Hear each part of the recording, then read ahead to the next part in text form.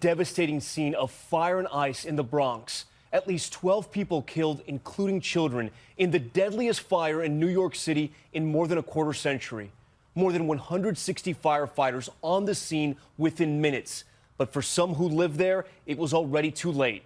Survivors escaped the flames into the freezing night, huddling in the street without coats, some even without shoes. The fire speeding up the stairway, destroying it from the inside. Officials say it was a 3-year-old boy playing with burners on a stove who started the blaze. He and his mother and sister survived, but so many others did not.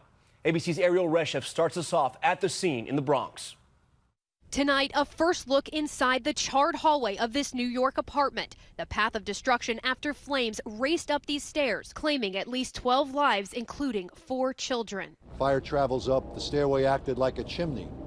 It took the fire so quickly upstairs that people had very little time to react. The walls blackened by smoke, water still dripping from floors above.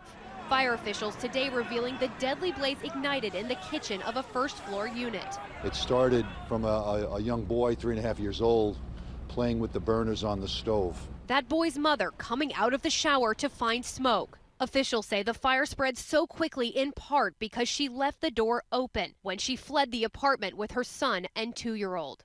The call coming in just before 7 o'clock last night. A fire in a multiple dwelling on multiple floors. More than 160 firefighters racing to the scene, arriving within 3 minutes, performing CPR on the injured as they were whisked away. We got a child trapped, unknown floor. As many as 20 people crammed onto the fire escapes in the frigid conditions, trying to outrun the fast-moving flames. Most people were trapped inside the apartment because the fire escape were full. There was no room for people to come out. Those who managed to get out facing single-digit temperatures, many with no shoes or coats. Red Cross and neighbors rushing to keep the victims warm. What do I do? Where do I go from here? Tonight, families sharing heartbreaking stories of loss. Oh, Jesus.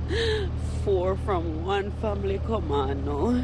Those 4 victims, including Shantae Young, her aunt and 2 cousins, ages 2 and 7, on the 5th floor. This man says his son, who was in the Army, died trying to help his next-door neighbors get out. When I couldn't find him, then I started, panicking. I know there's something wrong. Maria Batiste trapped in a bathroom with her 8-month-old granddaughter, desperately calling her family in those final moments. They couldn't escape.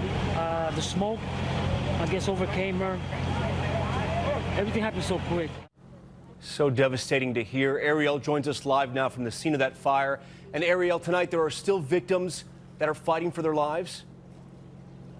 Tom, 26 people were injured in this fire. 4 are in critical condition, according to officials tonight. And we also know the district attorney here in the Bronx says this was an accident and is not investigating. Tom? Such a horrible tragedy. All right, Ariel, thank you.